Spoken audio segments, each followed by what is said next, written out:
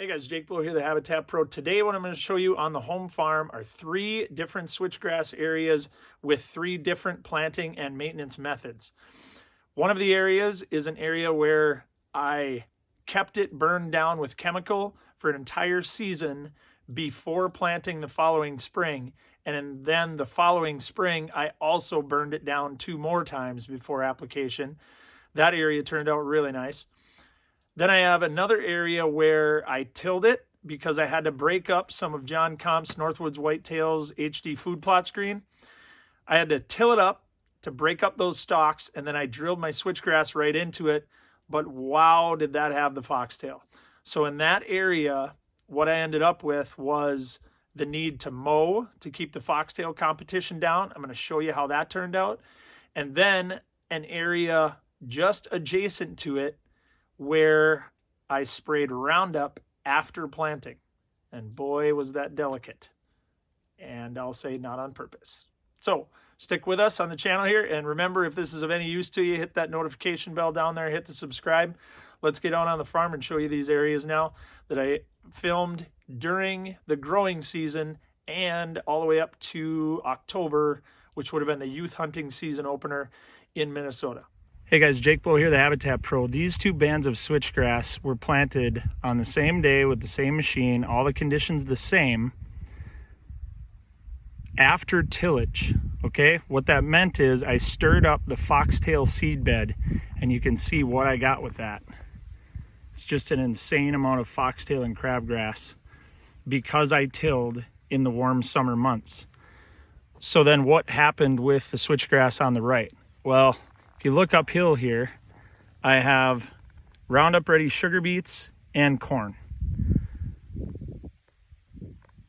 All right, so for those of you guessing, and those of you that have applied enough herbicide, you've probably guessed correctly that I actually had Roundup Drift that killed, it misted the top of the new foxtail and crabgrass just before the switchgrass popped up. So what I ended up with was a weed-free batch of switchgrass where you can see what I've been maintaining with mowing. Oftentimes it's just as easy to just keep this stuff knocked back. I've been mowing at about 4.5 inches, just zipping the tops of this foxtail off. Now what I'm going to do though is I'm going to show you a no-till drilled patch of switchgrass planted the exact same time as this one you're looking at right now. This one maintained only with mowing. All I've done is bring my mower from the yard up here and buzzed it off. Oh, anytime I see seed heads, I got to start doing it again.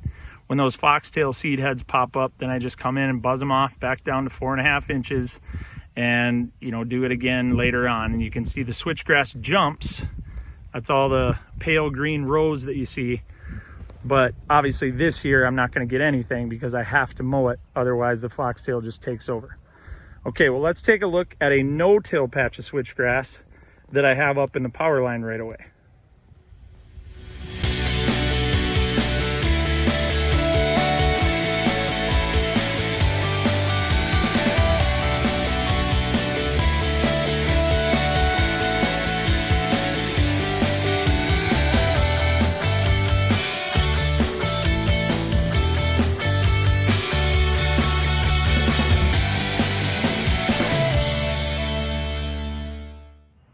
All right guys, well this plot looks a heck of a lot different, doesn't it? A lot more effective for deer habitat.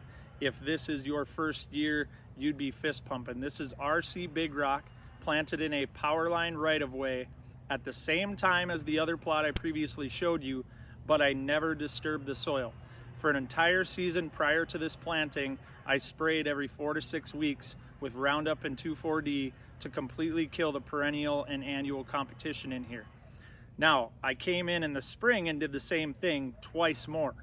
So I planted on June 13th after 2 sprays in the spring, and my second spray contained no 2,4-D. So I was able to drill with no fear of that 2,4-D residual for about 14 days or so. But what that helped me do is wait until my warm season competition was up. Here is my advice, and granted, this is in the year 2022. I don't know if Reap Canada is developing any other varieties like this, But what I'm telling you guys is, this is the only switchgrass, Tecumseh and Big Rock from RC, that was developed on purpose with early seedling vigor and immense first season growth in mind from the beginning.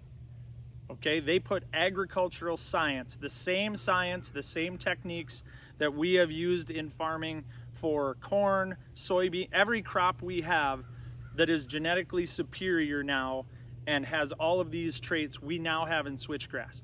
There's really no reason at this point as habitat managers to try another switchgrass blend until somebody beats this stuff. And believe me, I am still trying all of these other ones for you guys. So subscribe to the channel, I'll do it.